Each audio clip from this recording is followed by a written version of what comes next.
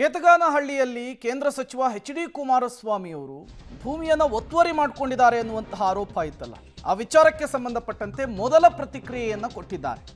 Target ಮಾಡಲಿಕ್ಕಂತಲೇ ಈ ಸರ್ವೆಯನ್ನು ಮಾಡ್ತಾ ಇರೋದು, ಇದರಲ್ಲಿ ಯಾವುದೇ ರೀತಿಯ ಸಂಶಯ ಬೇಡ ಅಂಥೇಳಿ ಕೇಂದ್ರ ಸಚಿವರು ಹೇಳಿದ್ದಾರೆ.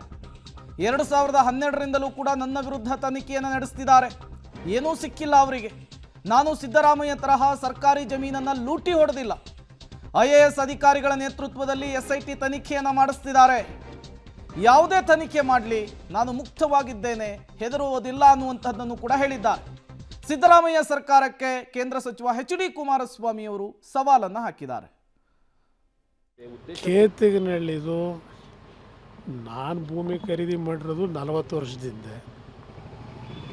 40 ವರ್ಷದಿಂದ 16 ಬಾರಿ ಸರ್ವೇನೂ ಮಾಡ್ಕೊಂಡಿದ್ದಾರೆ, 16 ಬಾರಿ ಎಲ್ಲ ರೀತಿ ತನಿಖೆಗಳು ನಡೆದಿದೆ. ಅದರಲ್ಲಿ ನಾನು ಮುಕ್ತವಾಗಿದ್ದೀನಿ. ಪಾಪ ನೆನ್ನೆ ಕೆಲವು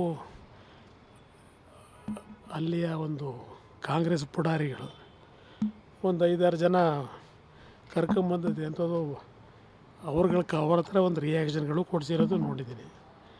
40 ವರ್ಷದಿಂದ ನನ್ನ ಹತ್ರ ಯಾರು ಬರದೇ ಇದ್ದರು. ಈಗೆಲ್ಲಿಂದ ಉದ್ಭವ ಆದರು ದೂರದಾರರು. ದೂರು 86-87ರಲ್ಲಿ